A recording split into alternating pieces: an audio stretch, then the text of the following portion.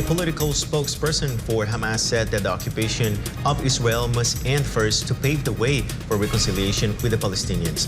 In an exclusive interview with SMNI, the Hamas spokesperson gave insights on the group's motives in pursuing the Palestinian cause and why the proposed two-state solution may no longer be achievable.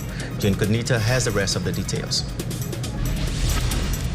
Dr. Ghazi Hamad, spokesperson for Hamas and former deputy foreign minister for the government of Gaza, offered an insight into the role of the militant group in the Gaza Strip and its stance on the peace process between Israel and Palestine.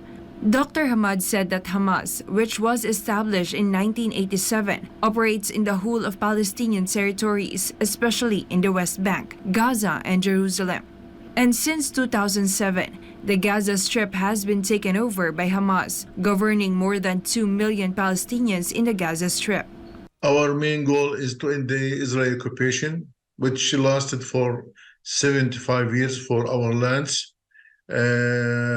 We are focusing in this issue because our people was suffering for a long time under the oppression and the tortures and the brutal measures taken by Israel. Israel continued to oppress our people. As the ancient people of Israel continued to be ruled and conquered by many nations, people were forced to flee the area and got separated from their homeland. The persecution suffered by the Jewish diaspora in Europe forced the Jewish people to start immigrating back to their promised land, a region called Palestine, controlled by the powerful Ottoman Empire sometime in the 1880s. During the World War I, the British Empire took control of Israel, Palestine, and Jordan from the Ottomans. In 1922, the League of Nations approved a British declaration known as the Mandate for Palestine, which promised a national home for the Jewish people alongside the Palestinian Arabs. About 2 decades later, World War II broke out, and more than 6 million Jews died from the Holocaust. In 1947, after the Second World War was over, the United Nations proposed to terminate the mandate and divide Palestine into 2 independent states, one Palestinian Arab and the other Jewish. You know that when the Jews after the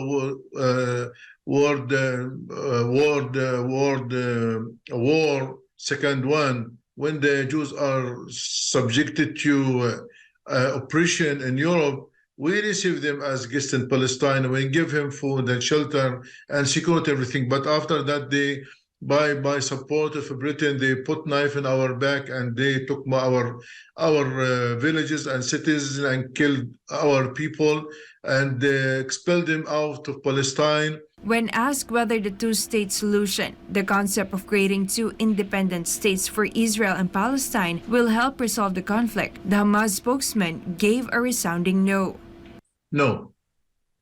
Why? Because first of all, you know that President Abbas, he spent 30 years in negotiation and peace talks with Israel and did everything, convince Israel to accept the two-state solution, but Israel, they rejected this.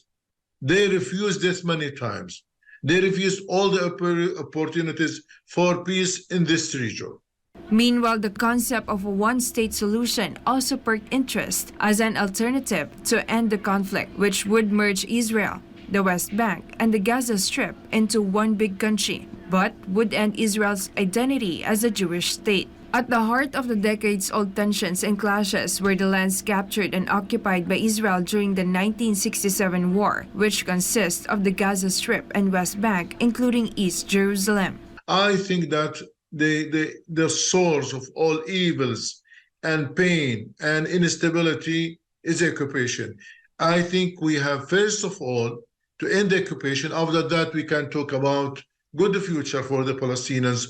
But if the occupation continues, I think it is impossible that the Palestinians could live in peace and security.